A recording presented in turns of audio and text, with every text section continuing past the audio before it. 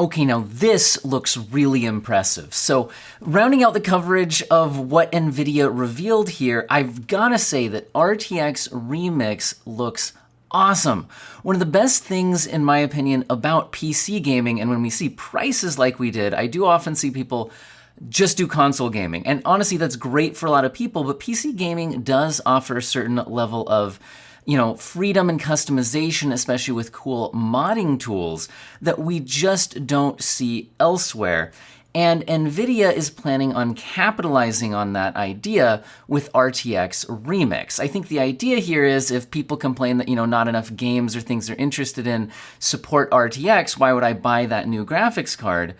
Well, then if they allow these RTX Remix modding tools to get tons of ray trace supported mods and things like that out there, then they're giving people more of a reason to, want those cards that can do it. And well, if it works well, awesome.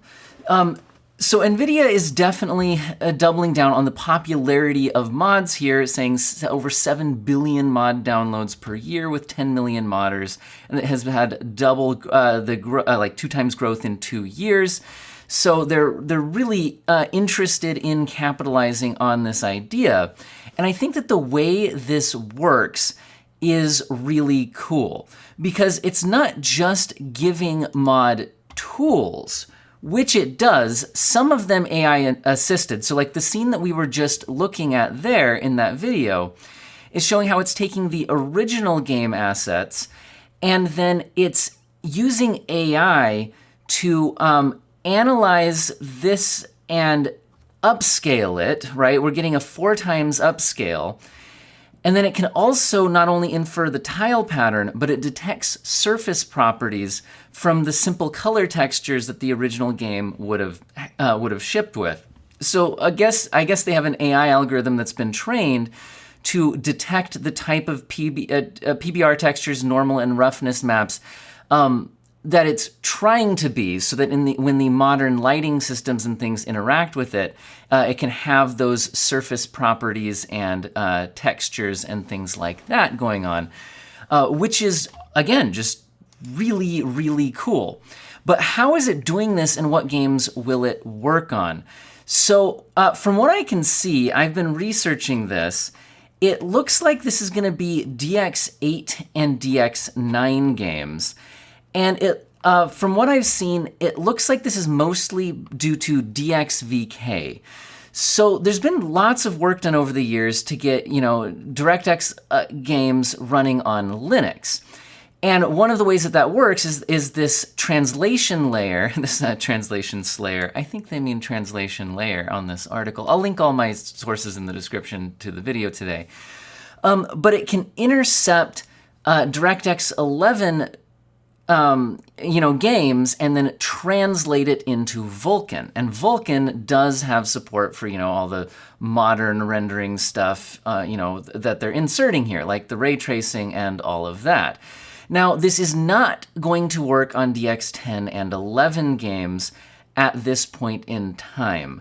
So, again, jumping in further here, it's saying that DX8 and DX9 games that use fixed function graphics pipelines are required for the way that this is operating to, catch the draw calls that are happening in the game and convert it into this runtime. So this interception process is limited to DX8 and DX9.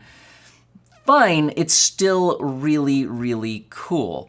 Now, if we jump a little bit further into what this looks like, so basically, you have the original game running in DX8 or 9, and then it's intercepted. You can do like a snapshot of a scene, and it'll grab everything that's going on in that scene.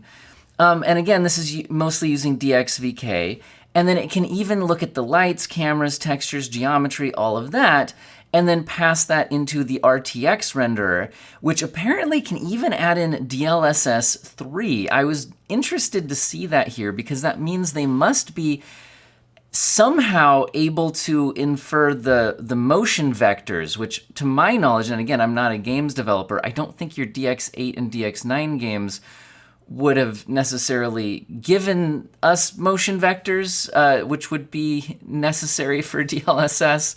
But they're saying they can insert it here, so I guess it can intercept it and figure out what's going on there in this environment, although I'm interested to see how well all of this works.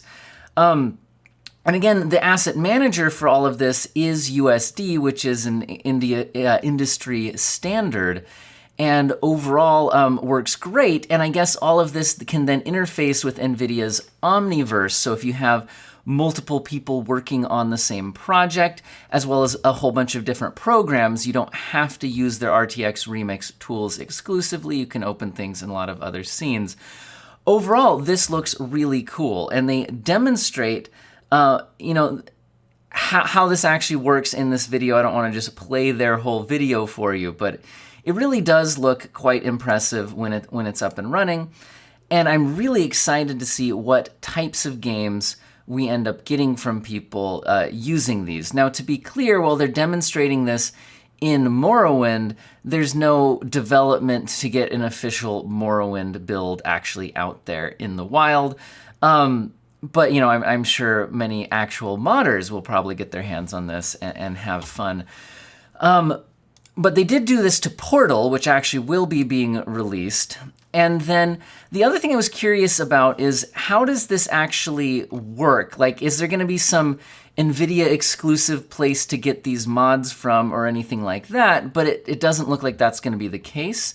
It says here in the WCCF Tech article that at the end of this presentation about this, Usmani and the technical engineer Alex Dunn answered a few questions about it. To begin with, downloading and installing an RTX mod will be practically the same as with any other PC mod.